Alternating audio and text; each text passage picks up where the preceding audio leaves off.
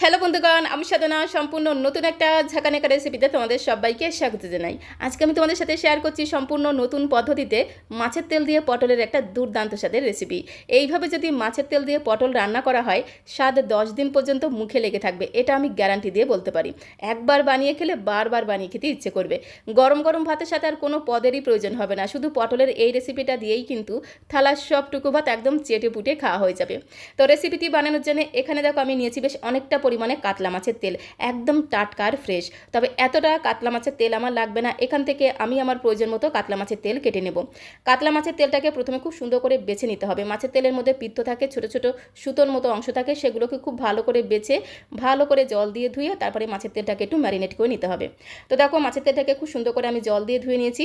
তো এখন এই মাছের তেলটাকে ম্যারিনেট করে নেব। তার জন্য দিয়ে দিতে হবে সামান্য পরিমাণে লবণ, সাথে দিতে হবে পরিমাণ মতো একটু হলুদের গুঁড়ো, তার সাথে খুব সুন্দর একটা রঙের জন্য দিতে হবে সামান্য পরিমাণে একটু কাশ্মীরি লাল লঙ্কার গুঁড়ো। এতে কালারটা কিন্তু দুর্দান্ত হবে।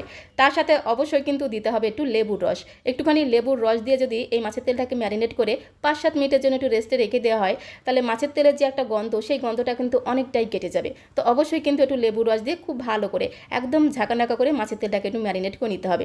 তো দেখো খুব সুন্দর করে মাছের তেলটাকে ম্যারিনেট করে নিয়েছি, একটা সাইডে আমি রেখে দিলাম। আর এখানে দেখো আমি নিয়েছি মাত্র 5টা পটল। তবে পটলের পরিমাণটা তোমরা আরও বাড়িয়ে অথবা কমিয়ে নিতে পারো, তাতে কোনো সমস্যা নেই।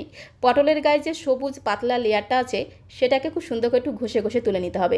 আমি তো একটা চা চাকনি নিয়েছি, চা চাকনির পেছনটাকে দিয়ে খুব সুন্দর করে একদম ঝাঁকানাকা করে এইভাবে পাতলা সবুজ লেয়ারটাকে একদম ঘষে ঘষে তুলে নেব। সবগুলো পটলের এই পাতলা লেয়ারটাকে খুব সুন্দর করে ঘষে ঘষে তুলে নিতে হবে।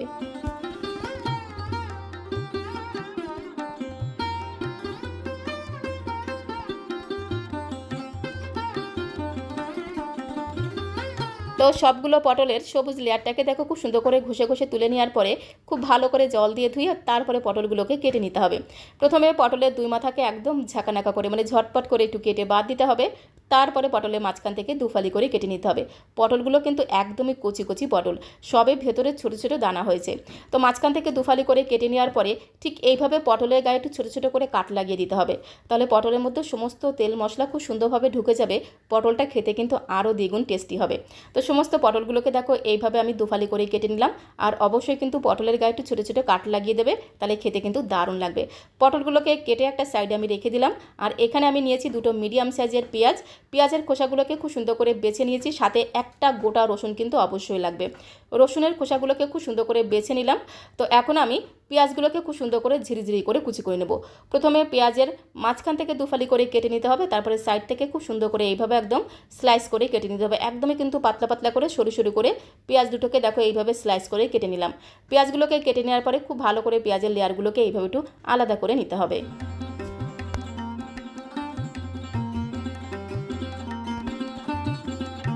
তো পেঁয়াজের সমস্ত লেয়ারগুলোকে দেখো খুব সুন্দর করে আলাদা করে নিলাম। তো এখন আমি রান্নাটা করে নেবো। তার জন্য দেখো সরাসরি চলে আসলাম কড়াইয়ের কাছে।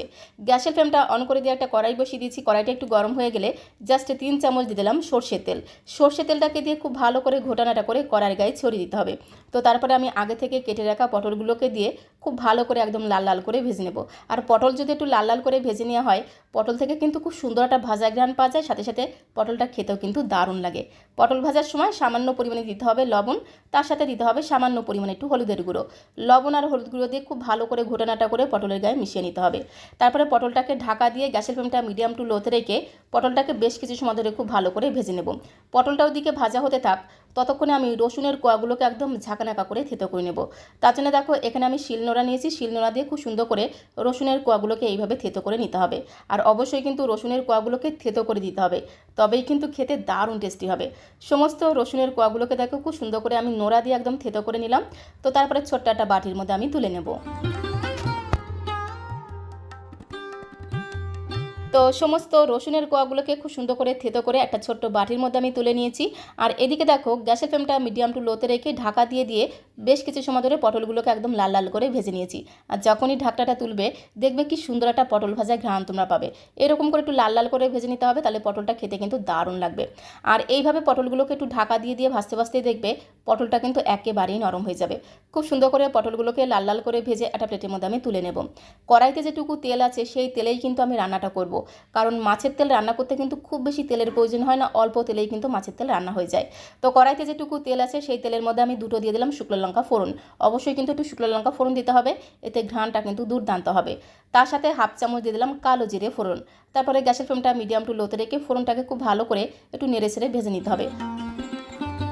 ফোড়ন থেকে যখন খুব সুন্দর একটা ভাজা গ্রান বেরিয়ে এসেছে তখন আমি এর মধ্যে থেতো করা রসুনের কোয়াগুলো দিয়ে দিলাম। তার সাথে আমি ঝিরিমিরি করে কুচিয়ে রাখা পেঁয়াজ 2টো দিয়ে দিলাম। 2টো পেঁয়াজকে একদম ঝিরিমিরি করে কুচিয়ে রেখেছিলাম। তো পেঁয়াজ আর রসুন দিয়ে জাস্ট একটু নেড়ে ছেড়ে মিশিয়ে নিতে হবে, লাল লাল করে ভাজার কোনো প্রয়োজন নেই। জাস্ট একটু নেড়ে ছেড়ে মেশানো হয়ে গেলে এর মধ্যে আমি মাছের তেলটা দিয়ে দেবো, কারণ মাছের তেলের সাথে পেঁয়াজ আর রসুনটা ভাজতে ভাজতে দেখবে পেঁয়াজ আর রসুনগুলো কিন্তু একেবারে লাল লাল হয়ে যাবে। তো তার জন্য আগে থেকে লাল লাল করে ভাজার কোনো প্রয়োজন নেই। তো তারপরে দেখো আগে থেকে ম্যারিনেট করা মাছের তেলটাকে দিয়ে খুব সুন্দর করে ঘটনাটা করে মিশিয়ে নেব, যাকে বলে এদিক ওদিক যেদিক সেদিক খুব ভালো করে মেশানো হয়ে গেলে এর মধ্যে দিতে হবে স্বাদ মতো লবণ, পরিমাণ মতো দিতে হবে হলুদের গুঁড়ো। তার সাথে এর মধ্যে একদমই সামান্য পরিমাণে দিয়ে দেবো একটু জিরের গুঁড়ো। তার সাথে দিতে হবে একটু ধনিয়া গুঁড়ো। একটু জিরের গুঁড়ো ধনে গুঁড়ো দিলে দেখবে মাছের তেলের গন্ধটা কিন্তু একেবারেই চলে যাবে। তার সাথে খুব সুন্দর একটা রঙের জন্য অবশ্যই কিন্তু দিয়ে দিতে হবে একটু কাশ্মীরি লাল লঙ্কার গুঁড়ো। তবে কাশ্মীরি লাল লঙ্কার গুঁড়োটা কিন্তু সম্পূর্ণ অপশনাল, তোমরা চাইলে দিতে পারো আবার নাও দিতে পারো, তাতে কোনো সমস্যা নেই। তো তারপরে গ্যাসের ফ্লেমটা মিডিয়ামে রেখে কন্টিনিউ ঘটনাটা করে মাছের তেল পেঁয়াজ রসুন একসাথে খুব ভালো করে ভেজে নিতে হবে। কন্টিনিউ এইভাবে নাড়াচাড়া করে ভাজতে হবে। আর মাছের তেলের যে বড় বড় পিসগুলো সেগুলোকে খুন্তি দিয়ে এইভাবে একটু ছোটো ছোটো করে কেটে দিতে হবে। কন্টিনিউ এইভাবে নাড়াচাড়া করে রান্না করতে করতেই দেখবে মাছের তেলটা কিন্তু পুরোপুরি গলে গিয়ে তেল বেরিয়ে আসবে। তো দেখো মোটামুটি 4 থেকে 5 মিনিট সময় ধরে খুব ভালো করে মাছের তেলের সাথে পেঁয়াজ রসুনগুলোকে একদম লাল লাল করে ভেজে নিয়েছি। তো তারপরে এর মধ্যে আমি 5 থেকে 6টা দিয়ে দিলাম কাঁচা লঙ্কা। তার সাথে ভেজে রাখা পটলের পিসগুলো দিয়ে দিলাম। আর তার সাথে সামান্য পরিমাণে একটু গরম মশলার গুঁড়ো অবশ্যই দেবে, তাহলে দেখবে খুব সুন্দর টেস্ট হবে, সাথে সাথে ঘ্রাণটাও কিন্তু দুর্দান্ত হবে। খুব ভালো করে একটু ঘটনাটা করে মিশিয়ে নেব। তো তারপরে একটু ধামাচাপা দিয়ে রাখতে হবে, মানে ঢাকনাটা বন্ধ করে গ্যাসের ফ্লেমটা মিডিয়াম টু লো করে দিয়ে 4 থেকে 5 মিনিট এইভাবে রেখে দেবো। এতে পটলগুলো খুব সুন্দরভাবে সফট হয়ে যাবে আর সমস্ত তেল মশলা এই পটলের মধ্যে ঢুকে যাবে, যার কারণে পটলটা খেতেও কিন্তু দারুণ লাগবে। মাঝখানে 2-1বার ঢাকা তুলে তুলে অবশ্যই কিন্তু একটু মিশিয়ে নিতে হবে, নাহলে আবার তলা দিয়ে পুড়ে যেতে পারে। তো 4-5 মিনিট সময় ধরে গ্যাসের ফ্লেমটা মিডিয়াম টু লোতে রেখে দেখো খুব সুন্দর করে রান্না করে নিয়েছি। তেলটা কিন্তু মানে মাছের তেলটা কিন্তু পুরোপুরি গলে গিয়ে কি সুন্দর একটা ঘ্রাণ তোমরা পাবে। আর এই যে কাঁচা লঙ্কাগুলো দিয়েছিলাম, কাঁচা লঙ্কাগুলো বেশ একটু হালকা ভাজা ভাজা হয়, এই কাঁচা লঙ্কার হালকা ভাজা ঘ্রাণটা কিন্তু দারুণ লাগে, মানে গরম গরম ভাতের সাথে মেখে খেতে অপূর্ব টেস্টি লাগে। খুব সুন্দর করে দেখো রান্না করে নিয়েছি, গ্যাসের ফ্লেমটা বন্ধ করে দিলাম। স্বাদে গন্ধে ভরপুর মাছের তেল দিয়ে পটলের দুর্দান্ত স্বাদের রেসিপিটা একদমই রেডি হয়ে গেছে। এইভাবে যদি মাছের তেল দিয়ে পটল রান্না করা হয় গরম গরম ভাতের সাথে আর কিচ্ছু লাগবে না, শুধু এই পটল দিয়েই কিন্তু থালার সবটুকু ভাতে নিমেষেই খাওয়া হয়ে যাবে। আর একদিন খেলে এর স্বাদ 10 দিন পর্যন্ত মুখে লেগে থাকবে। এখন একটা বোলের মধ্যে আমি সার্ভ করে দেবো। সার্ভ করতে করতে তোমাদের কাছে রিকোয়েস্ট করব, আজকে এই মাছের তেল দিয়ে পটলের দুর্দান্ত স্বাদের রেসিপিটা তোমাদের কাছে কেমন লাগলো অবশ্যই কমেন্ট বক্সে লিখে জানিও। ভালো লাগলে একটা লাইক আর শেয়ার করে দেওয়ার অনুরোধ রইল। আর নতুন বন্ধু হয়ে থাকলে চ্যানেলটিকে সাবস্ক্রাইব করে দিয়ে পাশে থাকার অনুরোধ রইল, তাহলে যখন এরকম সুন্দর সুন্দর নতুন নতুন রেসিপি আপলোড করব সঙ্গে সঙ্গে নোটিফিকেশন আগে তোমার কাছে পৌঁছে যাবে। তো আজকের মতো এই পর্যন্ত, সবাইকে ধন্যবাদ।